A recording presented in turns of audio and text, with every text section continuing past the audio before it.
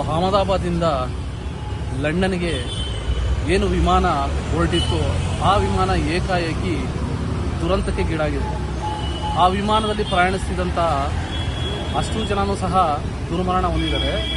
ಅದರ ಜೊತೆಗೆ ಆ ವಿಮಾನ ಏಕಾಏಕಿ ಮೆಡಿಕಲ್ ಹಾಸ್ಟೆಲ್ ಮೇಲೆ ಬಿದ್ದಿರೋದ್ರಿಂದ ಅಲ್ಲಿ ಸಹ ವಿದ್ಯಾರ್ಥಿಗಳಿಗೂ ಸಹ ಅವರು ಸಹ ಗಾಯಾಳುಗಳು ಆಗಿದ್ದಾರೆ. ಅದ್ರ ಜೊತೆಗೆ ದುರ್ಮರಣನೂ ಸಹ ಹೊಂದಿದ್ದಾರೆ. ಈ ಒಂದು ವಿಮಾನ ದುರಂತಕ್ಕೆ ಏನು ಕಾರಣ ಆಗಿದೆ, ಕೇಂದ್ರ ಸರ್ಕಾರದವರು ಈ ಕೂಡಲೇ ತನಿಖೆ ಮಾಡಿ ಅದ್ರ ಬಗ್ಗೆ ಶೀಘ್ರಗತಿಯಲ್ಲಿ ಆ ವಿಚಾರನ ಹೊರಹೊಮ್ಮಬೇಕಾಗ್ತದೆ. ಅದ್ರ ಜೊತೆಗೆ ಈ ವಿಮಾನ ದುರಂತದಲ್ಲಿ ಗುಜರಾತಿನ ಮಾಜಿ ಮುಖ್ಯಮಂತ್ರಿ ಸೇರಿದಂತೆ ಹಲವಾರು ಜನರು ಸಹ ದುರ್ಮರಣ ಆಗಿರೋದು ಇವತ್ತು ನಮ್ಮ ರಾಷ್ಟ್ರಕ್ಕೆ ನಿಜವಾಗ್ಲೂ ನೋವುಂಟಾಗಿದೆ. ಆ ಕಾರಣದಿಂದ ಇವತ್ತು ನಮ್ಮ ಕರ್ನಾಟಕ ಹಿತರಕ್ಷಣಾ ವೇದಿಕೆ ವತಿಯಿಂದ ನಾವೆಲ್ಲರೂ ಸಹ ಯಾರು ದುರ್ಮರಣ ಹೊಂದಿದ್ದಾರೆ ಅವರಿಗೆಲ್ಲರಿಗೂ ಸಂತಾಪ ಸೂಚನೆ ಮೂಲಕ ಅವ್ರಿಗೆ ಒಂದು ಶ್ರದ್ಧಾಂಜಲಿಯನ್ನು ಸಲ್ಲಿಸ್ತಾ ಇದ್ದೀವಿ.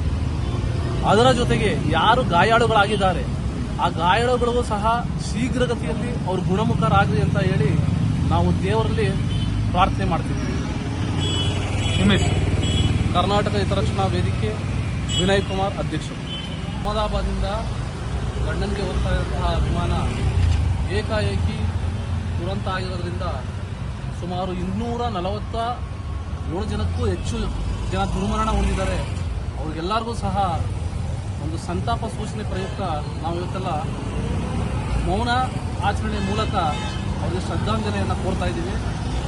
ಈ ದುರಂತ ಆಗಿರೋದಕ್ಕೆ ಏನು ಮೂಲ ಕಾರಣನ ಸರ್ಕಾರದವರು ಈ ಕೂಡಲೇ ಕಾರಣನ ಹುಡುಕಿ ಅವರ ಎಲ್ಲ ಮನೆ ಅವ್ರ ಕುಟುಂಬದವರು ಎಲ್ಲರಿಗೂ ಸಹ ಒಂದು ಸಂತಾಪನ ಅವ್ರ ಮುಖಾಂತರ ಸೂಚನೆ ಮಾಡಬೇಕು ಅಂತ ನಾವೆಲ್ಲರೂ ಈ ಮೂಲಕ ಕೇಳ್ಕೊತಾ ಇದ್ದೀವಿ.